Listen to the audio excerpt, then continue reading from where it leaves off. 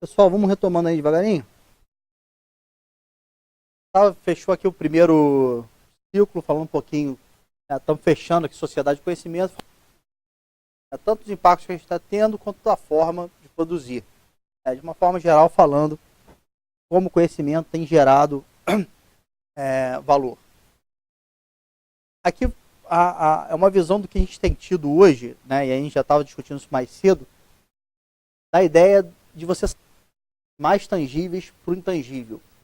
E mesmo aspectos que anteriormente você poderia considerar assim, não, isso aqui é produto, eu consigo armazenar, é tangível, eu estou comprando um produto. Hoje ele tem migrado, o mesmo modelo tem migrado para essa ideia do intangível. É o exemplo que a gente estava dando aqui da bicicleta, do Uber. Né? Eu quero ter um carro, né? Ou seja, nosso sonho de consumo de juntar o dinheiro e comprar um carro. Quando você começa a ver, você não quer o carro. Quer ir do ponto A para o ponto B. E o kit resolver isso, você consome. A frase do dono do Walmart é a seguinte: as pessoas não querem uma furadeira de 5 polegadas, querem um buraco de 5 polegadas. Se você conseguir vender buracos, você tem um negócio. Ou seja, toda vez que eu precisar, Lego, eu quero aqui um buraco para colocar quadro, quero um buraco para isso, você escolhe o tamanho, vem alguém e faz o buraco. Porque você vê, a furadeira em si é um elefante branco. Né? Ou seja, aquilo ali você tem que guardar na casa. Sim, ou seja, esporadicamente você vai ali e geralmente quando você vai fazer, você ainda fura um cano, suja tudo. Então se tivesse um serviço de buraco express, funciona. A mesma coisa para essas outras coisas. Assim, a gente antigamente tinha essa ideia muito do produto.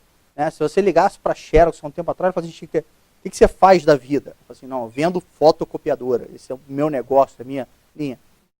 Hoje ela já viu o seguinte, olha, na verdade as pessoas não querem copiadora. Claro.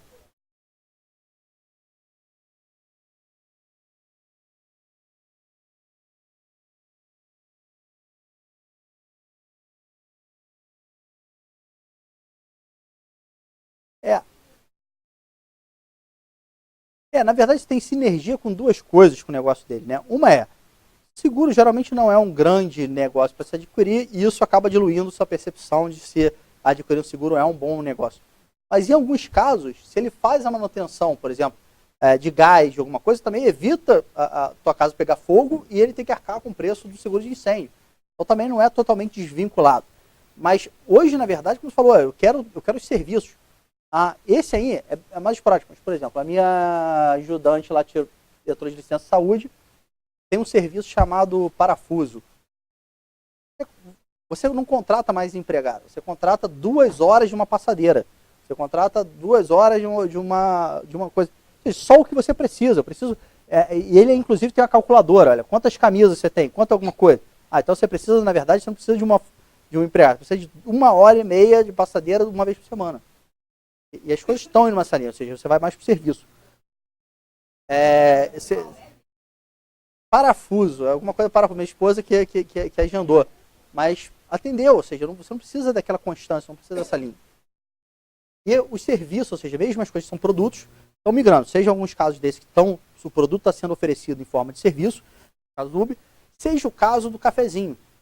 E você vê que assim, o café ainda é produto, mas 90% do que gira em torno dele, da experiência gastronômica, de você sentir perto do George Clooney, é serviço, é branding, projeção de você ter o cantinho. Então, você agrega, mesmo nos serviços, nos produtos, você acaba agregando os serviços ali, agregando os produtos intangíveis. Tá? A gente está falando em termos de convergência. Hoje, na verdade, você tem a tendência dessa conteúdo, informação. Essa ideia de terceirização que a gente já falou um pouquinho, né? Ou seja, hoje você já pode trabalhar. A gente sempre esteve preocupado com o nosso vizinho, com quem que eu concorro, quem é o próximo. Eu vi isso bem claro. O meu avô, ainda quando era vivo, tinha uma fazenda que tirava leite. Lá em Mimoso, era Presidente Kennedy, de Espírito Santo, logo na divisa, e fornecia leite para a cooperativa de Mimoso. A única preocupação dele, inicialmente, era o preço do leite na cooperativa de Mimoso. Ou seja, se os produtores de volta tivessem muito protetor, caía, se não. Já para o final da vida dele, eu vi ele lendo o jornal e preocupado, porque, na verdade, dado uma febre aftosa não sei aonde, a China ia parar de comprar o leite em pó brasileiro e o preço ia cair. Aí ele virou assim e falou assim, cara, hoje não tem mais paz, tudo me afeta. Né? E é verdade, ou seja, antes você só se preocupava com o imediato, ou seja, qual é o mercado de trabalho do Rio de Janeiro, qual vai ser a produção do Espírito Santo. Né? Hoje, quando você fala o seguinte, o açúcar subiu, tem a ver com o quê? Quando a gente está comendo menos açúcar, mais açúcar, menos açúcar? Estamos comendo mais doce, o açúcar sobe. Estamos comendo menos doce, o preço cai. Mas nada. Na verdade, o açúcar, boa parte dele ainda vira biocombustível no mundo inteiro. Então, o crescimento mundial de biocombustível, de consumo de biocombustível, vai dizer se o açúcar do teu café sobe ou cai. Ou seja, tudo está interligado. Né? A nossa carne hoje, basicamente, toda exportada. Então, teve a operação lá, carne podre, né? Carne fraca. Ótimo nome, né? A Polícia Federal aposta assim, que tem um setor só para fazer nome. Isso não é uma coisa aleatória. Ninguém vai lá e coloca. Eu acho que deve ser uma... Tem.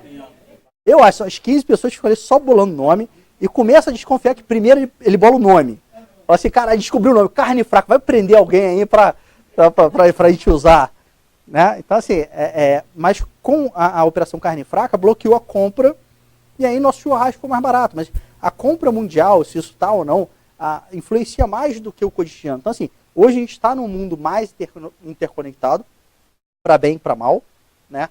E essa possibilidade que a gente tem hoje de solucionar nossos problemas, não mais numa escala regional, mas tanto ofertar nossos produtos numa escala mundial, mas também receber parceiros, formar redes nessa escala mundial. Estava falando um pouquinho do exemplo da HP com a Tata, mas muitos outros funcionam nessa linha.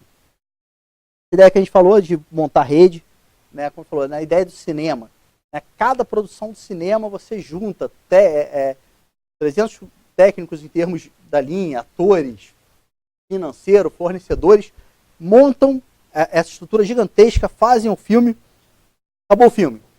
É o seguinte, cada um para o seu lado, cada um com a sua linha.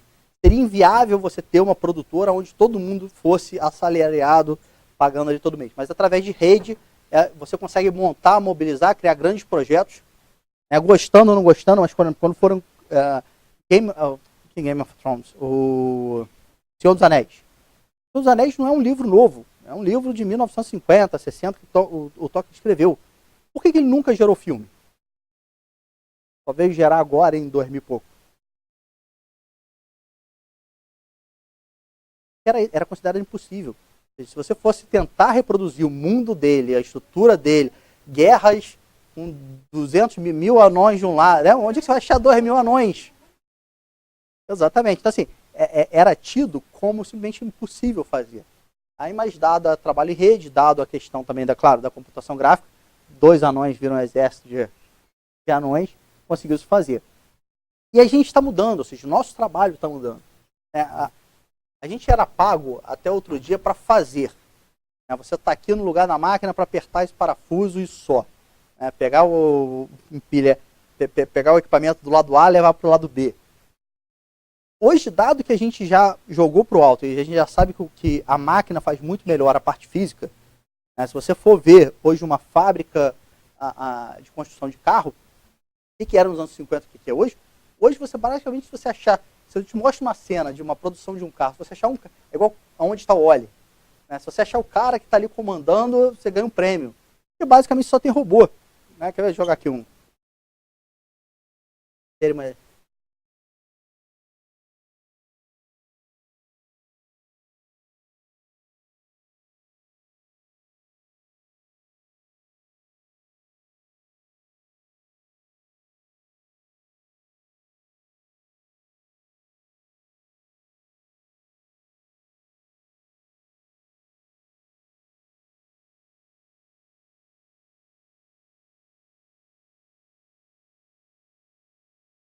Pega uma linha maior.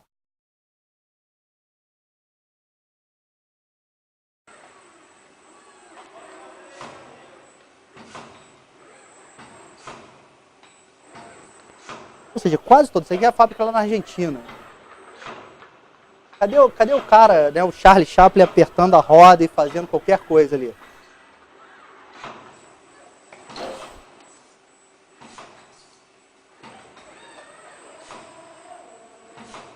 Pega uma linha de montagem inteira.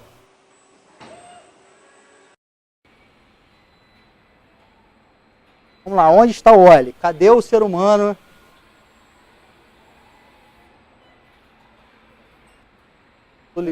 É, né? Você fala, cadê aquele pôster e o cara com a graxa suja? Cadê o...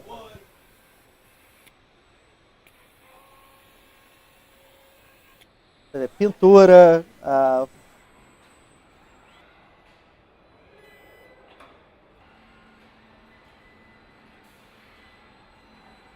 né? Não para, não fica doente. Hoje meu filho está doente, tá?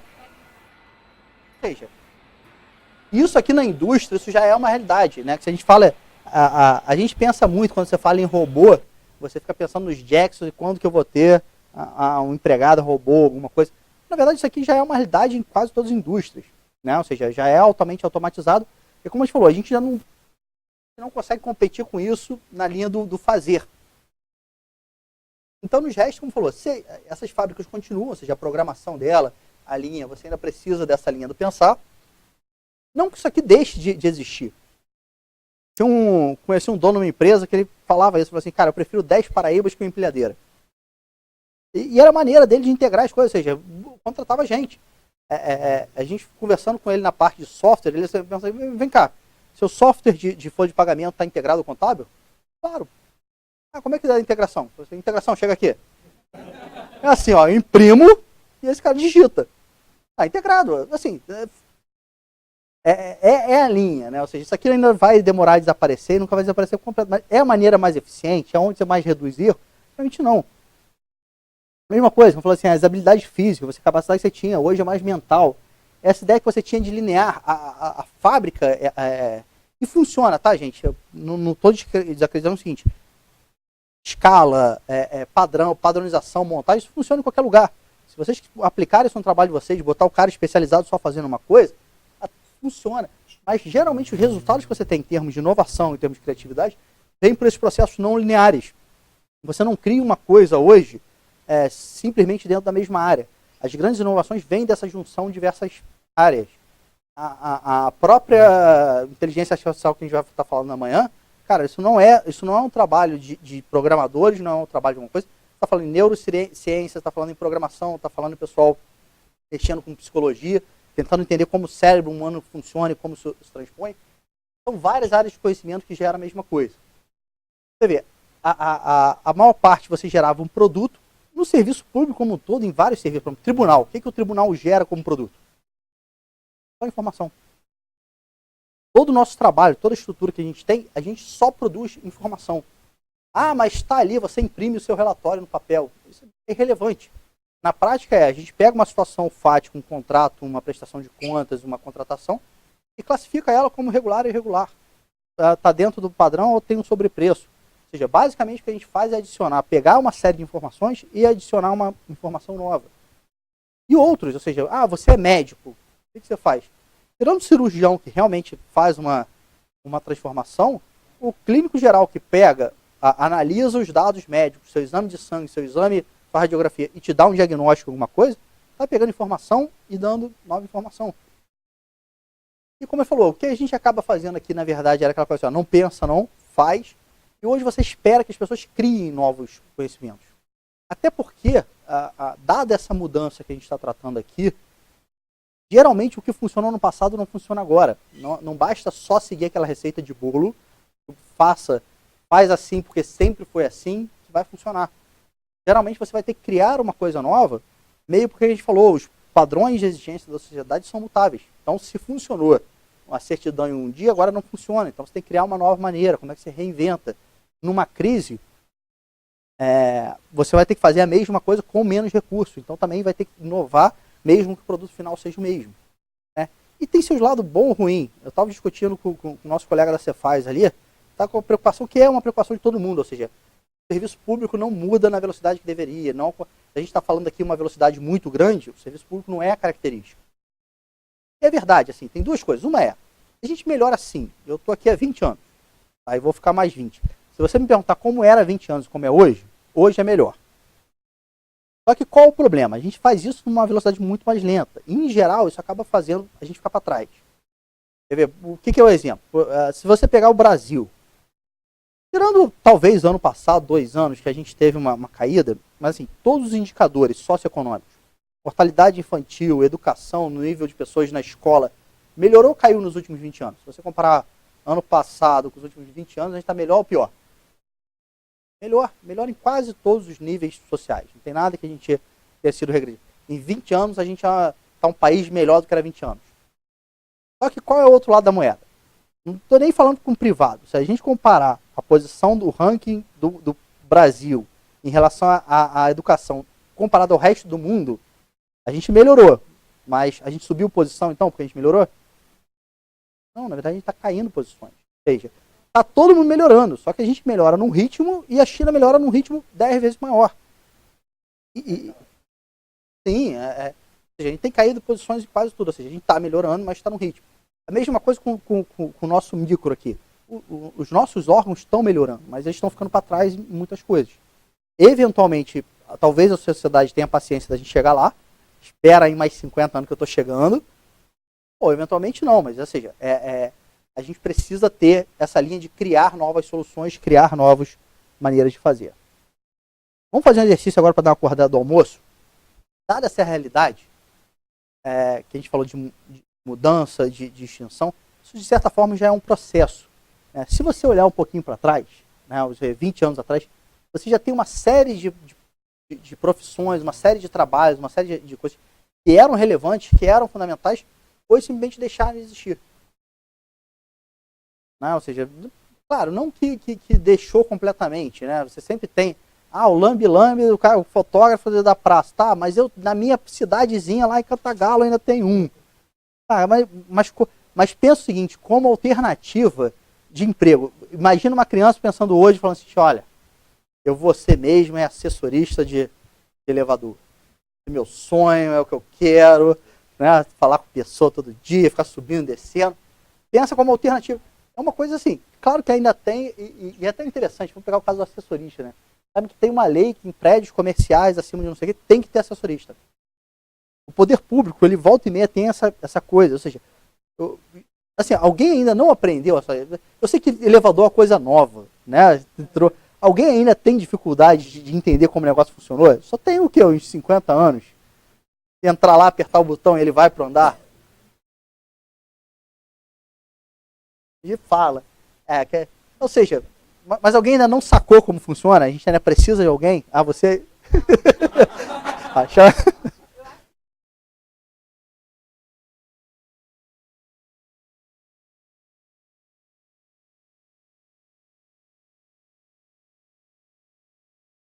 Tem.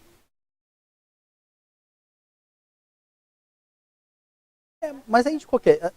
assim, é claro, eu tenho uma dificuldade... Eu queria que padronizasse, por exemplo, torneira de banheiro. O que eu já deixei de torneira aberta, porque eu acho que ela vai ficar sozinha, fechar sozinha. Ou você chega lá e você fica passando a mão embaixo e nada acontece. Assim, padroniza. Pode se apertar, rodar, mas eu quero alguma coisa. Porque toda hora inventa uma coisa, você tem que se adaptar. Mas na prática você se adapta muito rápido. O caso do assessorista, de você tornar obrigatório, é claro que é o seguinte, as pessoas demoram um tempo, mas aqui no tribunal aconteceu isso. Agora o elevador, quem quiser aqui na sede, primeiro você aperta, aí ele vai te dizer em que elevador você entra e você já entra ali. Ele usa isso para balancear tráfego, ficar mais eficiente, mas a quantidade de pessoas que entrou lá e, cara, cadê os botões? É enorme, e acontece. E não é só isso, é o falta de padrão. Tem hora que vai ter o botão lá de fora, que você fica procurando, tem hora que é do lado de dentro. Mas, por exemplo, o cargo do assessorista, você forçar a ter, mas estou salvando o emprego do assessorista. Não, você está aumentando o custo do Brasil. Uma empresa que lá fora poderia não ter isso, hoje você força ele a ter alguém. No final, você vai se somando a imposto, vai se somando a corrupção, vai se somando a falta de estrutura, e no final por causa, às vezes, assim, não é só assessorista, o nosso sistema contábil ele é complexo, então o local do mundo que você tem que ter mais contadores é aqui no Brasil. Teve uma empresa que outro dia saiu falando disso, falou assim, olha, 80%, assim, 10% do meu lucro está no Brasil, mas 80% do meu esforço em contabilizar alguma coisa está aqui. Pegou e saiu fora. Por quê? Complexidade.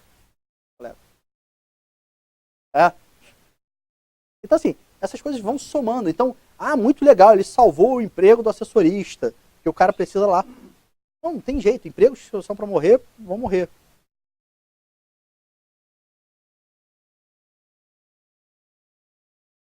não deveria ter, né? Vamos lá. Isso, vou chegar lá. Mas isso é uma coisa engraçada, mas assim, ali é bem man against machine, porque teoricamente os elevadores da sede, eles têm uma programação especial que, da medida que você diz que é o andar, ele distribui a carga e no final as pessoas chegariam mais tempo, assim, o mais rápido possível no andar e alguma coisa. O fato de você tirar um deles e botar um assessorista, você atrapalha a programação, porque você não reprograma os outros 4. Então assim, é de uma... não, às vezes acreditar, não, eu acho que o cara, assim, acontece isso também com engenharia de tráfego. Vamos pegar um outro exemplo. Alguém engenheiro de tráfego mexe aqui com trânsito? Uma ciência, assim, muito pontual. O tempo que o farol fica aceso a cada hora do dia, hoje é controlado com um programa, com estudo dizendo qual é o tamanho, não sei o quê. Então, assim, aquilo tem toda uma estrutura para o trânsito fluir melhor, distribuindo ali outro. Aí o que você faz? Bota um guarda. Aí o cara, aleatoriamente, ele manda parar. Não, aqui agora você vai ficar parado durante 2 sinais. Aí o que acontece? 2 sinais parados, às vezes você engarrafa a rua de trás, você engarrafa aqui, e daqui a pouco você engarrafa essa da frente. Em 2 segundos você fecha um outro, que é esse nó no trânsito. Por quê? Porque você decidiu o cara da visão do sinal.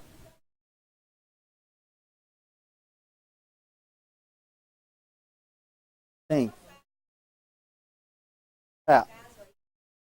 Esse é bom, ou seja, se a função dele fosse fazer o que o motorista deve fazer, só avançar se ele vê que tem. Mas não, tem uns que sentem a vontade do seguinte: esquece sinal, agora cruzamento é meu.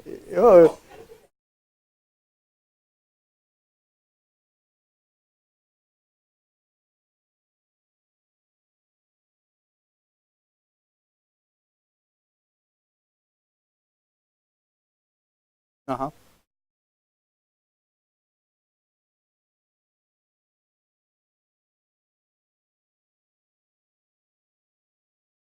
Aham.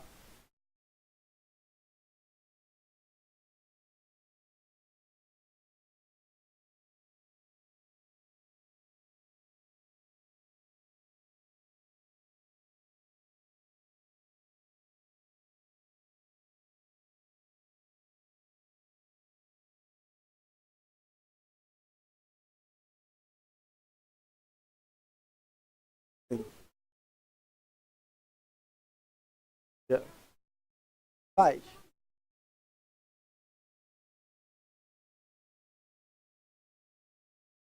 Esse, esse exemplo é ótimo. Porque, assim, é claro, a transmissão do pai para filho era a maneira que a gente tinha. Tanto que, na verdade, assim, os artesãos, não só. Aqui tem outra profissão que tipicamente é assim, que é o calceteiro. Calceteiro, né? É o que faz a calçada portuguesa aqui no Rio. É calceteiro? Alguém google aí pra mim, mas eu acho que alguma coisa, se não é a próxima. Mas, ou seja, o pessoal que faz as pedras lá de Copacabana, isso é uma arte. Tem uns senhorizinhos que realmente, tem uns, eu acho que até são da prefeitura, não sei o quê, mas é tipo patrimônio que o cara, só ele sabe fazer aquilo. Em várias profissões, aí assim, até a gente entrar no mote da gestão do conhecimento, você tinha essa transmissão da arte da linha, de escultura, de fazer, do projeto, e tem uma série de conhecimentos. É claro que assim, essa preocupação é legítima. Será que o pai conseguiu passar tudo para o filho? Às vezes não, às vezes você vai decaindo, tem profissões que, mesmo as normais, técnicas, não, mas eu aprendi com quem aprendeu, com quem aprendeu, com quem aprendeu. Daqui a pouco, ou ele não sabe porque ele está fazendo aquilo, ou simplesmente deixa de fazer um passo importante. É papel da gestão do conhecimento, que nem nesse outro caso, absorver isso, porque assim, não dá para garantir que esse cara vai estar ali para sempre. E se ele não tem filho, morre toda uma arte. E às vezes, em algum caso, você fala o seguinte: olha, isso aqui eu consigo reproduzir essa mesma linha numa máquina. Por exemplo, alguém tem máquina de fazer pão em casa? Esse foi um exemplo dado até por Nonaki Takeuchi, que é o seguinte: fazer pão. Os caras, quando fizeram uma máquina de pão, a minha esposa comprou. Um trambolho, não é caro não, mas é um trambolho desse tamanho que você tem que ter espaço na cozinha. Mas como é que funciona? Você taca as coisas ali, taca o fermento, taca a farinha, taca a erva que você quiser, e aperta um botão e vai embora. Inclusive, você pode programar, isso aqui é muito legal, assim, é porque o pão mesmo, ele demora assim 3, 4 horas para ser feito. Porque ele bate a massa, descansa um tempo exato, bate de novo, descansa mais um tempo, aí ele assa naquela temperatura e aí sai o pão. Então você pode, inclusive, assim, eu acordo 7h30, eu quero um pão, pronto 7h30. Aí você faz a conta para trás e ele começa... não, é por aí, 4 horas da manhã, 3 horas da manhã, ele começa a fazer o pão, 7 horas está lá o pão. Mas o que eles precisaram fazer? Ir atrás dos padeiros para entender, porque assim, por que um pão fica bom e o outro fica ruim? Essas malandragens de... e não é só mexer a massa, na verdade eles viram que você tem que dobrar a massa, e aí quebra o negócio, o tempo de espera entre cada ciclo. Então o que eles fizeram nesse exemplo? Claro, primeira coisa, entender qual é esse conhecimento, por que esse pão fica bom, por que fica ruim, e depois tornaram isso um processo. Nem tudo é suscetível. Né? Sei lá, pintar um quadro, fazer alguma coisa, teoricamente você precisa de uma arte, de alguma coisa. A máquina não necessariamente faria isso. Até o que eu vou mostrar amanhã. Vocês vão ver. Mas, não, já tem quase. Depois eu vou mostrar umas fotos lá da minha filha, que já foram pintadas estilo de Van Gogh, alguma coisa. Ou seja, vamos pensar aqui fazer exercício? Podem juntar grupos, vamos fazer uma discussão agora, dado que a gente conversou. Me listem aí, pelo menos, 3 profissões que desapareceram nos últimos 20 anos. Então, assim, coisas que hoje foram relegadas à parte mais baixa. Então, por exemplo, por exemplo, datilógrafo. Vou matar logo as mais óbvias. Quem aí fez prova de datilografia quando entrou no Pós Futuro? Eu cheguei a fazer um concurso com prova e eu não sei, passei no sem prova, graças a Deus. Mas todo mundo era. E vamos pensar nessas que vão desaparecer nos próximos 10 anos. E a mesma coisa para criado. Assim como você desaparece, tem profissões novas surgindo. Né? Uma que vai surgir, por exemplo, já tá promissor. Já foi mostrado, agora recentemente, já fizeram as primeiras edições genéticas. Você pega o embrião, estão fazendo isso mais para fins de habilitar e desabilitar de genes ligados a doenças. Então assim, eu pego o embrião e ele tem probabilidade de ter diabetes. O cara vai lá e desabilita aquele gene específico de diabetes. Agora a gente já tem um genoma, já sei para que cada gene serve. Já conserta, não, verdade, já conserta antes. Imagina. Aí eu falo assim, são indústrias, assim, não, mas assim, a própria indústria, isso aí não vai ser barato, não estou falando que isso vai ser. Mas eventualmente, do jeito que as coisas vêm, a edição, pelo menos para fins de doença, vai se tornar meio que padrão. Porque assim, você ter filho da maneira tradicional vai ser que nem roleta russa. Você não sabe. Olha, é muito melhor você... Não, é verdade, gente, porque assim, hoje filho está muito caro, né?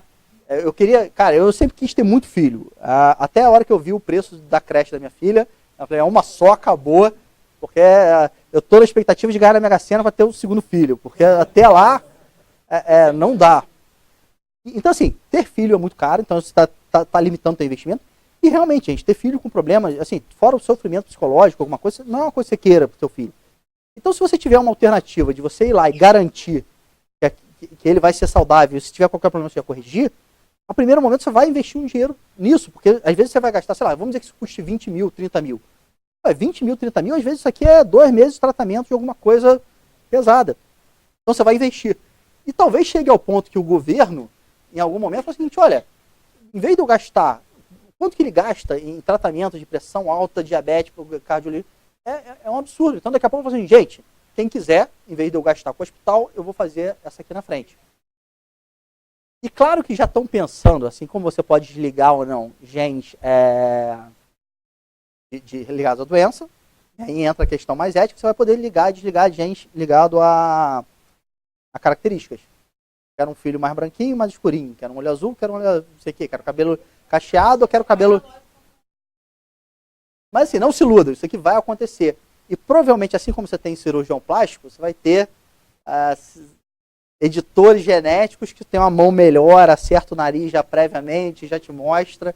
E daqui a pouco você vai ser esse. Ou seja, na verdade você vai chegar lá e eu quero um pouquinho, isso aqui eu gosto mais da minha mulher, isso aqui eu gosto mais, ou seja, vai ser minha orelha com isso aqui com vai ser tipo um monte, seu filho. Tá? Então provavelmente, assim, é claro, primeiro isso vai ser aplicado para fins de medicina, alguma coisa, mas até um país desse que não tem mais flexível, quer saber? Quer filho louro de olho azul, vem para cá que a gente faz garante. Assim, é uma profissão que vai surgir, e você já tem, ou seja, você já tem geneticistas que atuam nisso e provavelmente eles vão ser requisitados mais para essa próxima geração. Então, assim, já surgiram várias profissões e outras também estão nessa linha. Vamos formar grupos e vamos discutir Me apresentem em 3 de cada. Tá? É o grupo aí